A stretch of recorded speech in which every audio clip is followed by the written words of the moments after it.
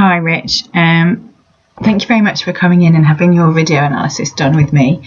It's been really good looking actually through the video, and what I tried to do was, when I was looking at it on my own, is look at it compared to your previous video analysis. And what you'll find, and it's quite hard to show you on here, but what you'll find is when you slow them both down, actually your stroke rate has actually really improved. So not only have you made all the changes that we talked about, and there's a lot of good differences, your stroke rate's improved. So when you play them at the same speed, actually the new video, your arms are turning much quicker than they were in the old video, which I think is really interesting. So we'll start off and we'll just go through it as we have done previously, just looking at it at a reduced speed, make some comments, and then what I'll do is try and kind of show you a little bit of side-by-side footage from the last video. So if we see you here, we're going to push off and get going.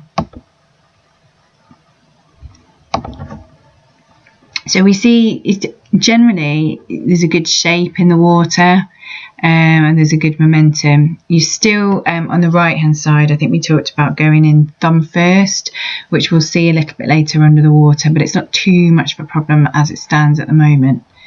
Here we spoke last time about ensuring that your fingertips go in before your elbow, and you can see on your left hand side you're trying to do that. So right hand side not too bad. You can see here on your left hand side that you're trying to do that, and it is much better than the last video, but you can see you're still slightly overreaching, and then that elbow collapses in. So actually they go in almost at the same time, the elbow and the fingertips, and obviously it's a lot less pronounced than it was last time, but it is still there. So we still have their fingertip entry and you're extending under the water, but on your left hand side you're extending over the water, and then right at the last minute what you see is your elbow kind of collapses in. And that can be achieved by potentially a little bit more rotation from the hips, but also spearing slightly deeper to that sort of skull point. It's probably going to be about 15 to 20 centimetres under the surface of the water. But body position from this angle looks quite good. Breathing's quite relaxed. It is really just that sort of collapse of the elbow, and the issue with that is it means that, and we see this later, is that we end up with a straight arm pull. So if we move under the water now, okay, so there's a lot of good things here. Breathing out nicely, we've got a nice body position here. Toes just about touching the top of the water. There's a little bit of knee bend, I would say, on the leg kick, which we could work on, so kicking more from the hip. But where we see there's a little bit of strain here on the lower back, you are looking fairly far forward, so I'd want you to look about 1 metre ahead of you, and if we're honest, that is possibly a little bit higher than necessary. But the main thing to think about here is also, because you're overextending that left arm entry, you go in straight. Now if you imagine if you're lying prone and you go in with a extended arm, that's going to push down on your lower back, whereas if you go in on a speared arm where you're going slightly deeper, that's going to keep the spine a lot more neutral, because it's that seesaw effect. So as you spear slightly forward and down, the back's not going to arch back, it's going to come up to the surface of the water a little bit more. So we just carry on from here. So you see there, it's kind of already extended when it goes into the water. Leg kick's decent. There is a bit more knee bend than potentially you might need, but I don't think it's really doing a the only thing with it is it could be generating a little bit more fatigue. So I would say do some kick with fins to get those legs as long as possible. And when I say kick with fins, it doesn't have to be with a kickboard. You can do side kick, torpedo kick, or you can just use fins in your everyday swimming. We do see that right hand coming in. You see there the thumb first entry, and then it rotates, and then it flattens out, and then it's sort of pulling under the body. And ideally we'd want to go in with a flat hand with the fingertips down, rather than having that kind of corkscrew turn, which can affect your rotator cuff, and you end up putting too much through your shoulder and not enough through your lats. But we did discuss that when we met up. So let's see, going back the other way. Let's get it from a bit of a different angle. So again, body position looks really nice. You can see the really good exhalation. I do want you to have a look at your breathing though. So breathing, breathing, breathing, breathing. And what we can see is you're losing that arm. Okay, so what we would ideally want is the arm to still be extended, so the ear's kind of on the shoulder. Now what's happening is you're breathing slightly late, not anywhere near as late as you were breathing before, but it is still resulting in the fact that we lose this arm, and then look what happens to this back leg. It has to kick out to stabilise, because actually at the moment you've got nothing supporting you in this kind of front quadrant of the stroke. So what happens is that the leg then kicks out to stabilize, and ideally we don't want that to happen. We want to keep as streamlined as possible.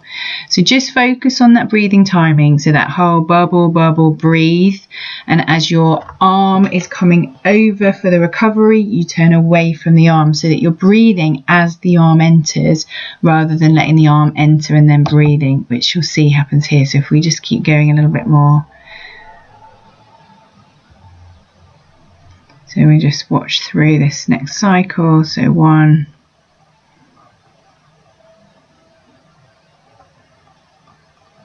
2, good exhaling,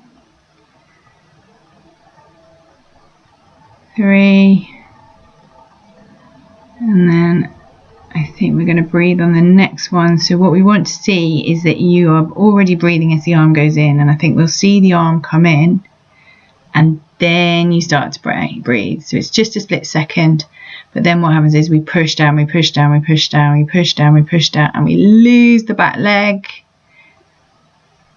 lose our streamline, and then as soon as we're back in, we look really good in the water again. So that's something really to consider. We also see that when we look from the overhead shot. Have a little look here.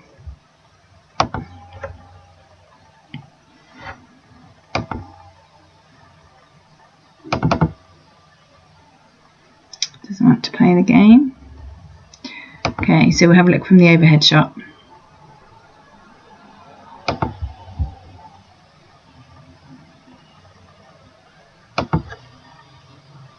So you're pushing off. We'll let you settle into the stroke a little bit, because it takes a while to set your rhythm. But what you see in comparison to the video we did the last time you came is the stroke rate. The stroke rate is much better, and you're getting a lot less kind of banana-ing. So I think there was a real banana shape going on, and we're getting less and less of that. So we see here a little bit of a banana, but nothing too bad, and actually it's corrected as soon as the arm goes in. But here it's quite obvious that we've lost the arm and the back leg's kicking out, so we lose that streamline. The right arm goes in, much less banana-ing than there was previously. And here we've got a nice streamlined shoulder width entry. Potentially could come out a slight centimetre or so, but nothing too drastic. And again, that right arm coming in nicely in line with the shoulder. So we're keeping that nice streamline position. So what I want to do is, if we can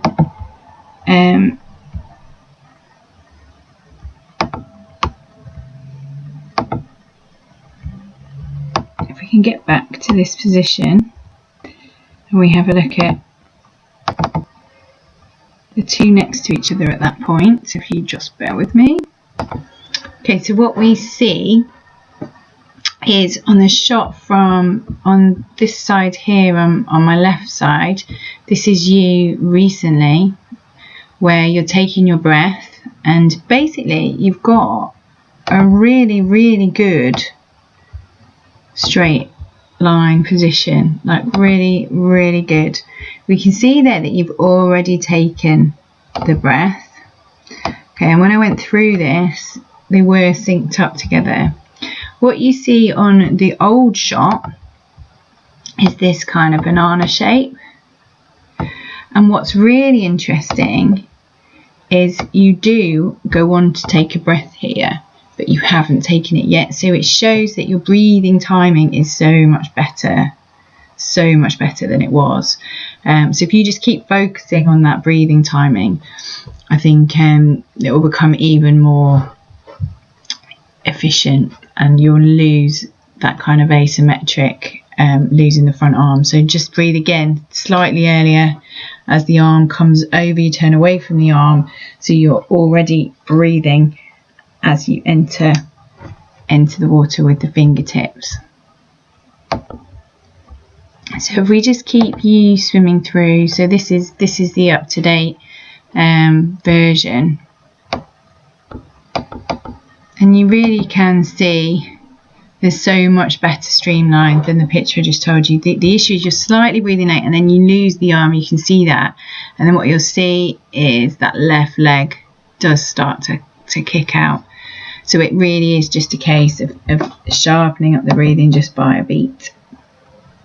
So we're going to move to the underwater view, and this is an interesting one. So what we're looking for here is the two things that we've noticed are the left arm is going in extended and elbow at the same time as the fingertips, and the risk with that is that you end up with a straight arm pull under the water.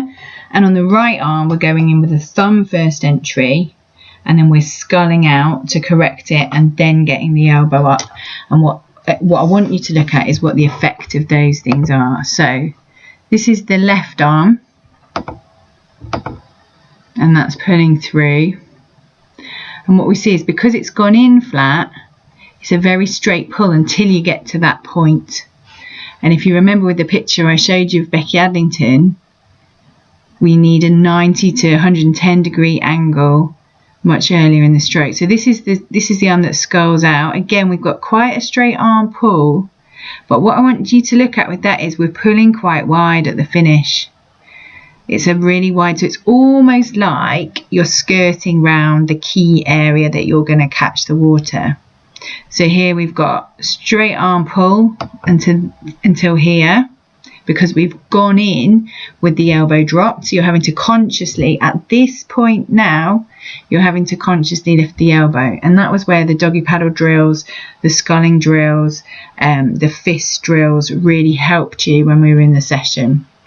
So I really want you to work on spearing in, fingertips first, elbow high, and keeping that pressure. So then we see the thumb first entry, sculls round. As you scull round, you drop your elbow a little bit. So we see there's a point where we're pushing down, straight, and then we've got the bend, which is okay, but look how wide it is. You want to keep it further under the centre line of the body, because basically what you've done in that back end of the stroke is just skirted round where the catch point is. And where we did the sculling, where we did the doggy paddle, you did feel where the water resistance was and what you need to push against. So it's quite small changes, but using paddles, using fists, using those little balls in your hands, doing the doggy paddle drill, doing some sculling, and mainly just thinking as you swim. So you need to slightly rotate more to get the elbow up and the fingertips down on the left side. So as you're entering with your left fingertips, you want to be raising the right hip slightly to get the rotation. And then on the other side, we just need to try and get the fingertips going in flatter, not thumb first, and coming under the body. So keeping under the body line rather than swinging out. So when you swing out, it's like you've got a couple of paddles, and actually we want to come closer to the body. So hopefully that takes you through some of the things that we talked about in the lesson, and some of the things that you knew were going on, but it's just a case of seeing them. If there's anything you need to know in terms of drills that we didn't cover in the session, then always do get in touch. But I think it'd be quite interesting for you to see the difference. So what I'll do is I'll send you this slow-mo video, but also I'll send you the raw video, if you'll excuse the flipping of the camera, and then you can just see how that works yourself. So any questions, do get in touch, and happy swimming.